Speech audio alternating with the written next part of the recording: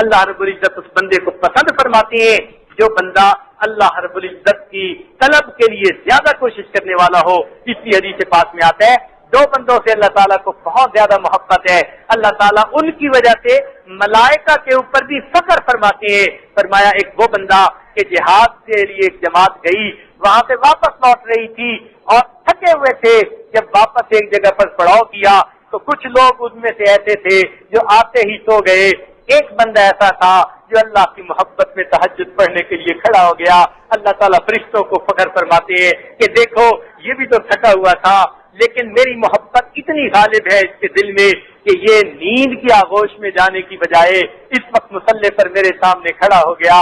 اللہ تعالیٰ ملائکہ میں اس کا تذکرہ فرماتے ہیں. اور فرمایا دوسرا وہ بندہ کہ جس کی بیوی اس کے ساتھ موجود ہے, وہ چاہے تو رات میں اس کے ساتھ وقت گزار سکتا ہے, لیکن تہجد کے وقت میں وہ پھر مصلی پہ کھڑا ہو جاتا ہے. اللہ رب العزت فرشتوں پر فخر فرماتے ہیں دیکھو میری محبت اس کے دل میں کتنی غالب ہے کہ ادھر ادھر مشغول ہونے کی بجائے یہ اس وقت مصلی پر کھڑا میرے سامنے ہاتھ باندھ کر میرے قرآن کو پڑھ رہا ہے.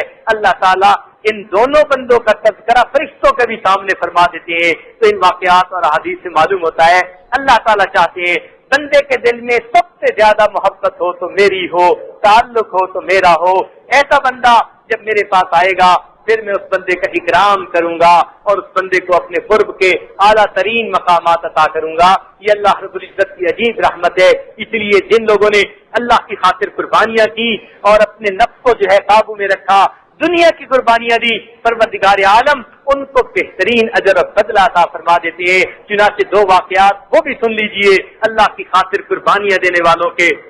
سیدہ مریم کے بارے میں کتابوں میں لکھا ہے کہ جب پیدا ہوئی تھی اس وقت سے ماں نے دل میں عہد کر لیا تھا, اپنے ابھی پیدائش ہی نہیں ہوئی تھی, امید تھی, تو اس وقت ہی ماں نے کہہ دیا تھا کہ اللہ رب انی نذرت لک ما فی بطنی محررا فتقبل منی. اے اللہ جو کچھ میرے بطن میں ہے میں نے اسے آپ کے راستے میں جو ہے نظر کر دیا, وقف کر دیا آپ کی عبادت کے لیے. اے اللہ اس کو قبول کر لیجئے. چنانچہ جب پیدائش ہوئی تو بچی تھی مگر انہوں نے پھر بھی ان کو عبادت کے لیے وقف کر دیا. مسجد کے اندر زندگی گزارتی تھی, عبادت میں زندگی گزاری. ان کے سارے لوگوں کو بھی پتا تھا اس بچی کو اعتکاف کی کیفیت میں جو ہے رکھ دیا گیا. چنانچہ ان کا عبادت ہی میں وقت گزرتا, اللہ کے گھر میں وقت گزرتا. حدیث پاک میں آتا ہے کہ جب وہ بلوغت کی عمر کو پہنچی اس وقت ماں نے جو ہے سوچا, رشتہ داروں نے سوچا کہ اب ان کی شادی کر دی جائے. ان سے سامنے بات کہی گئی کہ ہم آپ کی شادی کیوں نہ کر دیں. وہ کہنے لگی کہ مجھے چونکہ اللہ کے لیے وقت کر دیا گیا ہے اس لیے مجھے آپ اگر اس ذمہ داری سے ایک ہی طرف رکھیں تو زیادہ بہتر ہے. میں جس طرح اللہ کی جو ہے یاد میں پہلے مشغول رہتی تھی میں اسی طرح مشغول رہوں گی. چنانچہ جب انہوں نے اپنے جائز تقاضے کو بھی ایک طرف کر دیا اللہ کی محبت میں اور اپنے آپ کو اللہ کے دین کے لیے وقف کر دیا, اللہ تعالیٰ کو بی بی مریم کی یہ ادا اتنی پسند آئی کہ اللہ تعالیٰ نے ان کو بغیر خاوند کے بیٹا عطا فرما دیا.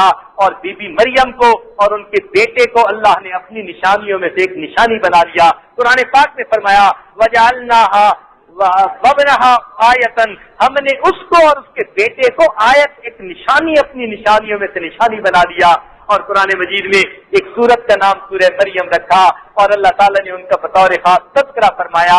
اور حدیث پاک میں آتا ہے کہ اللہ رب العزت نے ان کے ساتھ وعدہ فرما لیا کہ جنت میں ان کو نبی علیہ السلام کی بیوی بنا دیا جائے گا. حدیث پاک میں آتا ہے جب اما خدیجہ الکبریٰ بیمار ہوئی اور آپ کی وصال کا وقت قریب تھا اس وقت نبی علیہ السلام نے فرمایا خدیجہ زندگی اور موت کا پتہ رہی, اگر تیری موت قریب ہے تو اگر تو جنت میں جانا تو میری بیویوں کو سلام دے دینا. خدیجہ کبریٰ لانا سن کر حیران ہو گئی, کہنے لگی ہے اللہ کے محبوب آپ کی بیوی پہلی تو میں ہوں, آپ کی جنت میں بیویاں کون؟ فرمان لگے میری دو بیویاں مجھ سے پہلے وہاں جا چکی. ایک آسیہ جو فرعون کی بیوی تھی, ایمان اس نے اختیار کیا, اللہ رب العزت نے اس کے ساتھ بھی وعدہ فرمایا جنت میں وہ میری بیوی بنے گی. اور فرمایا دوسری مریم اس کے ساتھ بھی اللہ نے وعدہ فرما لیا جنت میں میری بیوی بنے گی. تو دیکھیے اللہ کی محبت میں اللہ کی ایک نیک بندی کے دل میں یہ خیال آیا کہ میں نئی ان ذمہ داریوں کو قبول کرتی بلکہ میں عبادت میں وقت گزار لیتی ہوں. اللہ تعالیٰ کو اس کی یہ بات اتنی پسند آئی, بغیر خاوند کے بیٹا بھی دے دیا، اس کے دنیا کے اندر تذکرے کر دیے، ان کی پاک دامنی کی قرآن میں گواہیاں دے دی، ان کے نام سے قرآن کی صورت بنا دی، اور پھر جنت میں ان کو اپنے محبوب کی بیوی بنا دیا۔ اس سے بڑا رتبہ تو عورت کو کوئی نصیب ہو نہیں سکتا۔ سوچنے کی بات ہے کہ جو لوگ اللہ کی محبت کے لیے کوئی قدم اٹھاتے ہیں، پروردگار عالم ان پر کس قدر مہربان ہو جایا کرتے ہیں۔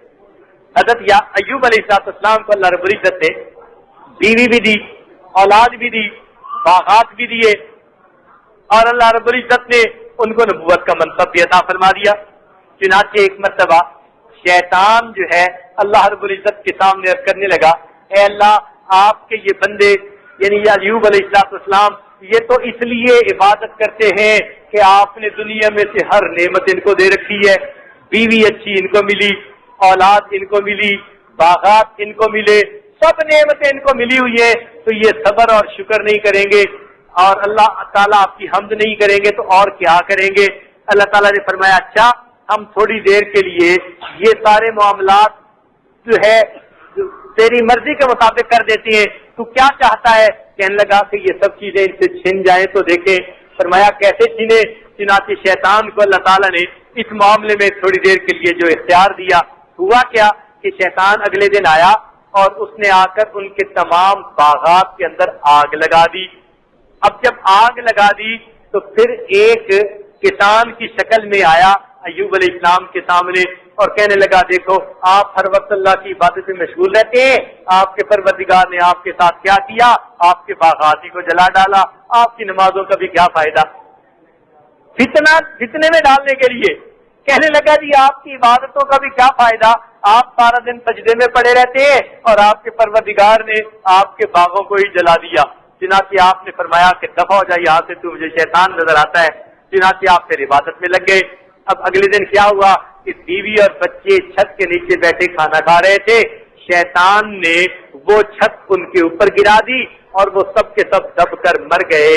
اور پھر ایک بندے کی شکل میں آیا اور ملبہ کو ہٹا کر جب دیکھا کہ وہ سب مر گئے تو ایوب علیہ السلام سے کہنے لگا کہ دیکھیں آپ تو ساری رات اللہ کی عبادت میں مشغول رہے اور اللہ تعالیٰ کی طرف سے کیا معاملہ بنا کہ آپ کے بچے کو میں نے دیکھا کہ اس کا جو بھیجا تھا وہ نکل کر اس کے ناک کے راستے سے باہر آ گیا تھا، یعنی وزن جو گرا تو سر کا بھیجا ختم ہو گیا۔ اس نے ایسے انداز سے بات کی کہ جیسے ان کو بڑا مظلوم ثابت کرے کہ آپ تو عبادت کر رہے تھے اور آپ کے ساتھ یہ معاملہ بنا کہ بیوی بچے سب کے سب مر گئے۔ آپ نے فرمایا کہ تو مجھے شیطان نظر آتا ہے، دفع ہو جائے یہاں سے۔ چنانچہ شیطان وہاں سے پھر بھاگا۔ اب تیسرے دن کیا ہوا کہ حضرت ایوب علیہ السلام نماز کی حالت میں تھے، شیطان نے آ کر جو ہے ان کے قریب ایک چراغ جو ہے وہ ایسا کیا، اس کو پھونک ماری کہ ان کے پورا بدن کے جو کپڑے تھے ان کو آگ لگ گئی۔ اب جب کپڑوں کو آگ لگی تو سارا جسم جل گیا۔ جب سارا جسم جلا تو اس وقت اس جسم کے اندر آہستہ آہستہ کیڑے پڑ گئے، پورے جسم کے اندر کیڑے پڑ گئے۔ کوئی ذرا سی بھی جگہ ایسی نہیں تھی کہ جس کے اندر وہ کیڑے موجود نہ ہوں، سارے جسم میں کیڑے۔ اور کتنے سال یہ آزمائش رہی؟ 18 سال اس آزمائش میں رہے۔ 18 سال حدیث پاک میں آتا ہے 18 سال تک وہ اس کیڑوں والی آزمائش میں رہے۔ اب بتائیے کہ بھائی جو باغات تھے وہ بھی گئے، بیوی بچے تھے وہ بھی جو ہے مر گئے، اور اب صحت باقی تھی تو جسم کے اندر کیڑے پڑ گئے، اور کیڑے بھی ایسے کہ سارے جسم کے اندر تھے۔ اور ایوب علیہ السلام کے بارے میں آتا ہے وہ اتنے صبر والے تھے کہ جب کوئی کیڑا ان کے جسم سے نیچے گر پڑتا وہ اس کو اٹھا کر دوبارہ زخم میں رکھ دیتے کہ جب میرے جسم کو اللہ نے تیری غذا بنایا ہے تم نیچے کیوں گرتے ہو؟ اس کیڑے کو پھر زخم میں رکھ لیتے۔ چنانچہ ایک روایت میں آتا ہے کہ جبریل علیہ السلام آئے اور انہوں نے آ کر کہا السلام علیکم، انہوں نے جواب نہ دیا۔ کچھ دیر کے بعد پھر کہا السلام علیکم، تو اب انہوں نے جواب دیا۔ جبریل علیہ السلام نے پوچھا ایوب علیہ السلام سے کہ آخر کیا بات ہے؟ میں نے پہلے سلام عرض کیا، آپ نے جواب عنایت نہیں فرمایا۔ تو فرمانے لگے اس وقت کیڑوں میں سے ایک کیڑا میرے جسم کو کاٹ رہا تھا، مجھے ڈر ہوا اگر میں بولوں گا تو کہیں وہ کھانا نہ چھوڑ دے۔ کہیں وہ میرے جسم کو کھانا نہ چھوڑ دے، کہیں میری طرف سے کوتاہی نہ واقع ہو جائے کہ تو نے کیڑے کو کھانے میں رکاوٹ ڈالی، اس لیے میں نے سلام کے کلمات نہیں کہے۔ تھوڑی دیر کے بعد اب اس نے کاٹنا چھوڑ دیا، اس لیے اب میں نے آپ کے سلام کا جواب دیا۔ 18 سال اس حال میں گزرے، بالآخر اللہ رب العزت کو ان پر جو ہے رحم آیا، پروردگار عالم نے ان کی پھر اس بیماری کو صحت میں تبدیل فرما دیا، اللہ تعالیٰ نے ان کو صحت عطا فرما دی، سبحان اللہ، وہ بیماری بالکل ختم ہو گئی۔ پھر اللہ تعالیٰ نے ان کے بیوی بچے بھی عطا فرما دیے، کیونکہ سب کچھ اللہ کی محبت میں ہوا۔ اللہ تعالیٰ نے قرآن پاک میں ان کے بارے میں 2 لفظ کہے، کیا کہا؟ فرمایا انا وجدناہ صابرا، ہم نے ان کو صبر کرنے والا پایا، نعم العبد، میرا کتنا اچھا بندہ تھا، انہ اواب، وہ میری طرف رجوع کرنے والا بندہ۔ اب دیکھیے اللہ تعالیٰ کا کسی کو یہ کہہ دینا نعم العبد، وہ میرا کتنا اچھا بندہ تھا، یہ کوئی چھوٹی سی بات نہیں ہے، یہ بہت بڑی بات ہے کہ پروردگار عالم کسی کو آزمائے اور پھر فرمائے نعم العبد، وہ میرا کتنا اچھا بندہ تھا، کتنا اچھا بندہ تھا، انہ اواب، وہ میری طرف رجوع کرنے والا تھا۔ چنانچہ جب انہوں نے اللہ تعالیٰ کی طرف رجوع کیا، اس رجوع کا پھر نتیجہ کیا نکلا؟ کیونکہ آزمائش میں پورے اترے، اللہ رب العزت پھر اسی چیز کو نہیں دیتے بلکہ پھر بہت کچھ اپنے پاک سے بھی عطا فرما دیتے ہیں۔ چنانچہ اللہ تعالیٰ قرآن پاک میں فرماتے ہیں کہ وَوَهَبْنَا لَهُ أَهْلَهُ وَمِثْلَهُمْ مَعَهُمْ، ہم نے ان کو ان کے اہل خانہ بھی لوٹا دیے اور جتنے بیوی بچے تھے اس نے ان کو اللہ نے اور بھی دے دیے۔ وَمِثْلَهُمْ مَعَهُمْ، یہ مثلہم معہم کا لفظ جو ہے نا، یہ سالکین کے لیے بڑا بامانی لفظ ہے۔ اللہ تعالیٰ جب آزماتے ہیں تو نعمت سے محروم کرنا مقصد نہیں ہوتا، صرف امتحان لینا مقصد ہوتا ہے، اور جب بندہ امتحان میں کامیاب ہو جاتا ہے تو پھر اللہ رب العزت اپنی نعمتوں کو دگنا کر کے لوٹا دیتے ہیں۔ وَوَهَبْنَا لَهُ أَهْلَهُ، ہم نے ان کے اہل خانہ کو ان کو دے دیا، وَمِثْلَهُمْ مَعَهُمْ، اور ان جتنے اللہ نے ان کو اور اہل خانہ دے دیے، یہ کیا تھا؟ نعمتم من عندنا، یہ ہماری طرف سے ان کے لیے ایک نعمت تھی، وذکریٰ لأولی الالباب، اور عقل مندوں کے لیے یہ ایک یادگار بات تھی، ان کی یاد کے لیے بات تھی۔ تو اس لیے جو انسان اللہ کے راستے میں کوئی بھی خواہش کی قربانی دیتا ہے، اللہ رب العزت پھر اس کی خواہش کو اپنی رحمت سے 2 مرتبہ یا دگنا پورا فرما دیتے ہیں۔ جو قربانی دیتا ہے اس قربانی کو اللہ تعالیٰ دگنا پورا فرما دیتے ہیں اس بندے کے۔ تو یہ اللہ رب العزت کی رحمت ہے۔ اللہ تعالیٰ اس معاملے میں یہ چاہتے ہیں کہ بندے کے دل میں محبت سب سے زیادہ میری، بس یہ اللہ تعالیٰ کی چاہت ہے۔ چنانچہ ہمیں ہر ایک سے جو تعلق ہو اللہ رب العزت کی رضا کے لیے ہو، اللہ کی محبت کے لیے ہو۔ جب دل میں اللہ رب العزت کی محبت غالب ہوگی پھر اللہ رب العزت کی رحمت ہمارے اوپر ہوگی۔ اس لیے ہمیں چاہیے ہم اللہ تعالیٰ کی محبت میں ہی اپنی زندگی گزاریں۔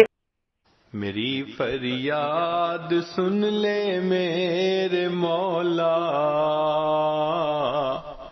بنا لے اپنا بندہ، دل بدل دے۔